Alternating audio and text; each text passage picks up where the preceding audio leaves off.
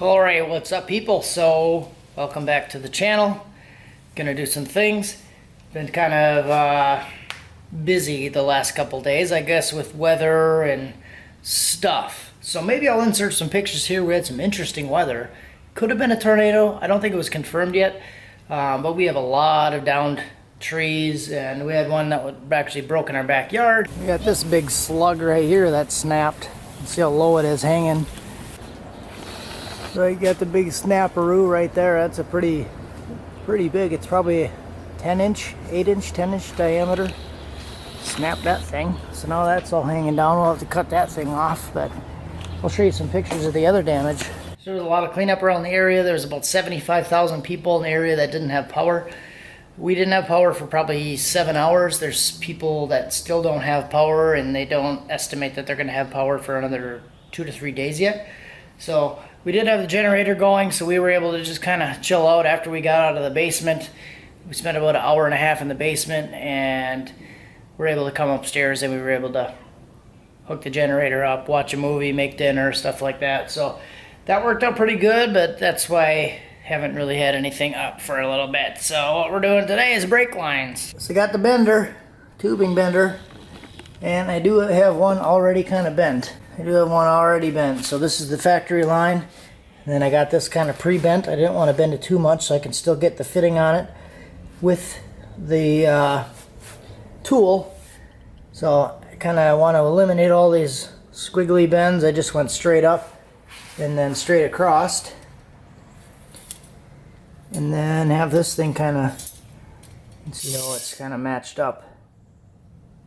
So this should be pretty close. So I'll test fit it, and then I'm going to throw the ends on. And you can see me try to do some flaring. I've never been successful with doing brake line flaring or tube flaring before. I have the tool, but it's just a cheap Harbor Freight tool, and it doesn't really work that great. I was always having issues with the tool pushing the tube out. So we'll see if we can get it to work, because we kind of have to. Let's figure it out. Okay, so I got this first line in and fitted. Might be a little bit difficult to see, but it comes down right here. I don't have the ends on yet, but it's just kind of stuffed in the hole where it should be. And it comes all the way down, around, up into here, and then it runs underneath the pinch weld, well, pinch weld, whatever you want to call it, underneath here, all the way around. If I could get it on the other side of this other line, it would be nice and clean probably. So this thing comes all the way down underneath over to this other side where it sticks out over there. So I have it coming all the way down around through the hole, and then down and around here up into this fitting. It goes to the flexible brake line. So that should be good. I might make a couple little tweaks and bends to it, but it should be good to put the fittings on that one. And now I'm going to work on the rear line. So I'm going to run the factory rear line to this point, and then this had like a coupler on it, so I'm going to try to run that and then run that back. Talk about this in a different video, but this is part of the rear line. You can see it's cut off here, but what I think happened is when they were cutting the front end off, they probably just snagged it with Sawzall or a grinder or whatever they were using to cut this thing. So that's probably what happened, and I thought it was cut on purpose at first, until I saw this right here. This stuff is cut. There's a hole here and a hole here. Well, it looked like it was just nicked. So I thought it was cut off intentionally, but this looks like it was just done on accident with something. So this one's bad. We're gonna fix it. All right, guys. So I don't even know where I left off. I think we talked about the storm and stuff. It's been like a week, so I haven't really filmed much. Haven't really done much. We went on a little family vacation and had the tornadoes, and which I did confirm. After I made the first clip that we did have 9 tornadoes in Wisconsin that day that we had the storm. So the closest tornado that we had was 2 miles from here. We also had one that was about 10 miles away. So that explains some of the damage and all the other stuff. But back to working on the car. So worked a lot today on trying to do brake lines. That was the mission, was to do brake lines, and part of me is just stubborn, and when I struggle with something I just continue to try it until I figure it out. So that's where we're at today, and got some help from a friend and ended up getting one of the lines done. So this is the front line, and got this all done. I ended up reusing one of the fittings. My problem, and part of it is just not knowing, because I'm not very experienced with doing brake lines. I've never really done I've tried to do some lines with this tool before, and it never really worked. And I was like, you know, it's got to be something I'm just doing wrong. So I did some research and did some practice, and I tried a whole bunch of practice pieces, and what was happening was it was just not tight enough, and it was just pushing out, and it would just mangle the end of it, and just couldn't get it to work. So made a post on the 821 Bravo Facebook page, and one of my local friends actually saw it, and he has the AutoZone version of this tool. So he said that one of our old buddies bought it, like rented it from AutoZone and never returned it, but let him borrow it. So he has it now, and this is like 4 years ago. So he just kind of got this thing for free. So he brought it over here, let me try it, and first try, it made the flare. So I fought with this thing for like 3 hours today, trying all kinds of different stuff and different lines. Like I tried the O'Reilly's line, I tried the factory line that I pulled off the car, and couldn't get it really to do anything. And first time I tried it with this one, it just worked. So kind of want to talk about the differences and some of the issues that I had with this tool. This tool just wasn't grabbing it tight enough. Obviously it just pushed it out of it. So I even took, you can kind of see some of the discoloration on the inside of the gap. I actually took it down on a grinder, basically used my chop saw and kind of filed the whole thing down to make the openings a little bit smaller so it would squeeze it tighter, and it still just pushed out and mangled it. Might be kind of hard to see on the video, but you can see that this piece is actually bent. Kind of contributed to the two pieces not even being parallel. So if I would use the bottom side and try to file the tube flat, it was crooked. And what it was also doing when I did that, when I tried to use this piece wrapped around the backside to clamp it, it would clamp it at an angle and just kind of push it off to the side. So I did nothing but fight with this thing for a while. And then let's look at some of the pieces here. I'll show you I'll grab a 1/2 inch piece, one of the dies, and then I'm going to grab the 1/2 inch die out of this other kit. You can kind of see the differences. You can see the differences between the two. The one on the left is the Harbor Freight kit, and the one on the right is the AutoZone kit. And you can see the difference in the bevel there that actually, you know, grabs the tube and pushes it down. It's pretty significant. The one on the left is almost flat, and the one on the right has a pretty decent bevel in it, which helps push the tube out. So there's definitely some differences between the two. I thought, you know, they're just similar kits. They're probably going to react the same way. Definitely not.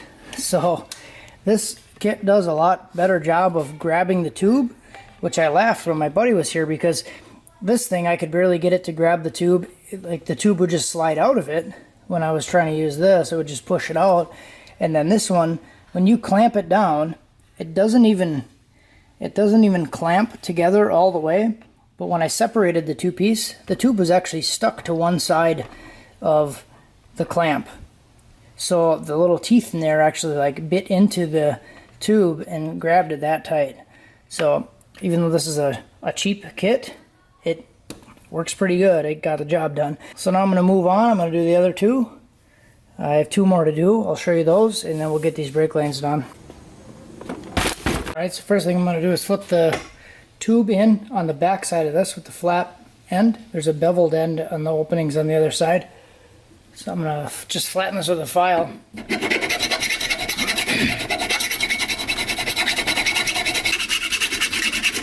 Once that edge is nice and flat, I've just been using like a wood hole bit just to kind of bevel the inside of it a little bit, or a utility knife.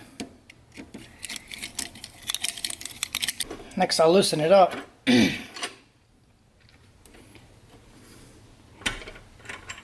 And I'm going to flip the tool over. Flip it over on the other side of the vise. Tighten it down.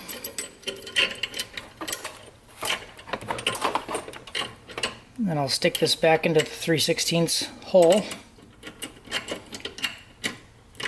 and get it snug. But what I'm going to do is use the die as a guide for how deep it's going to be. I want it to be just as deep as the thickness of the base of the die. That's what I've been doing. So once that's in the right spot, I'm going to make sure both ends of the tool are flush. Tighten it down. Then I'm going to go around it with a file. Just kind of bevel the edges. I want the whole outer edge to be beveled.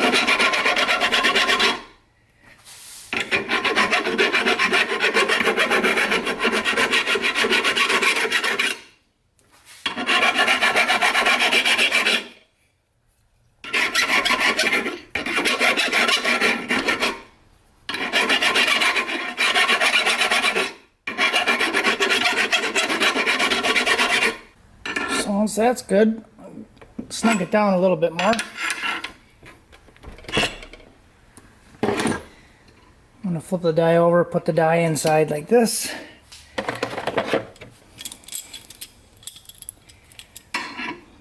And I'll use the little puller clamp dealy tool thingy. You can see it's kind of tilted at an angle, so I'm going to try to straighten it out a little bit. Get it as straight as I can.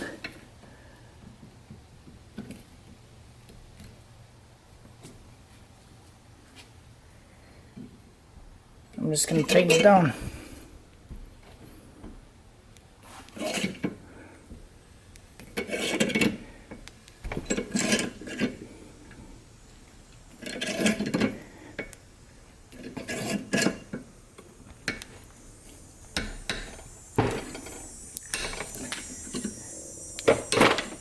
Loosen it up, and I should have a nice little half bubble when I pull the die off. There you go. You see you got a little bubble. It's pressed out nicely into the flare. A little beveled edge on the hole. And then now I'm going to put the tool back on. I'm going to put the tool back on without the die.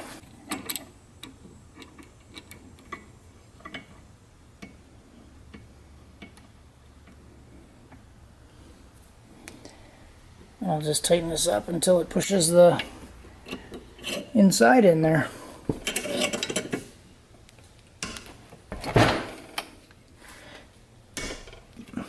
I'll loosen it up.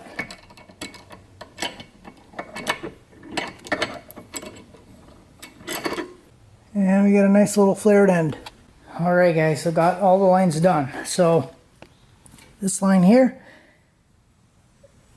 kind of hard to see, comes all the way down, up and around, goes underneath the little pinch here on the firewall. This is just the factory line that I didn't change, but then you can see the other line that I did add, and they all fit nicely underneath where you really can't even see them going underneath.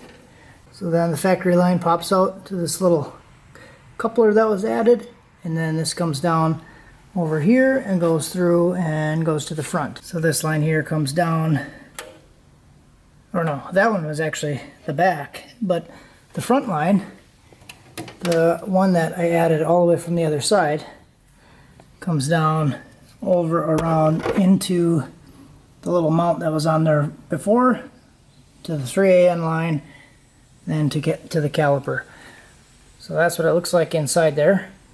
I was able to reuse this little clip here for the rear line, and then go down, back around, and you can see the line there. Reuse that clip, reuse that clip, and then there's another little clip that was connected into here.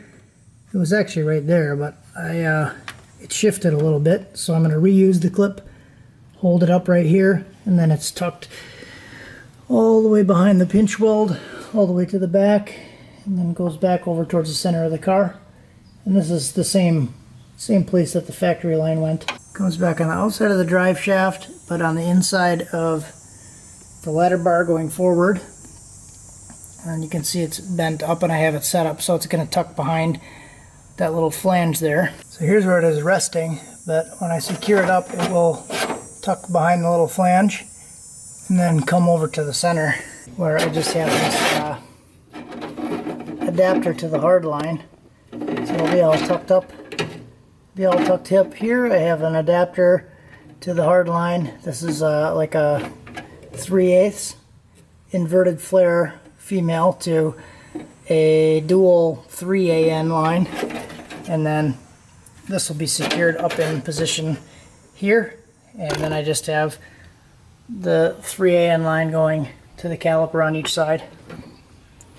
So it's not secured yet, I just have the old line kind of tying it up, but that's how it's gonna work. Alright, so yeah, that's it for this one, guys. Sorry it's been a while since I uploaded a video, but I was kind of working on this, did some stuff with the family, and didn't really feel like throwing a whole bunch of fluff in there, so that's where we're at. We're gonna keep going. Thanks for watching, have a good one. Yeah.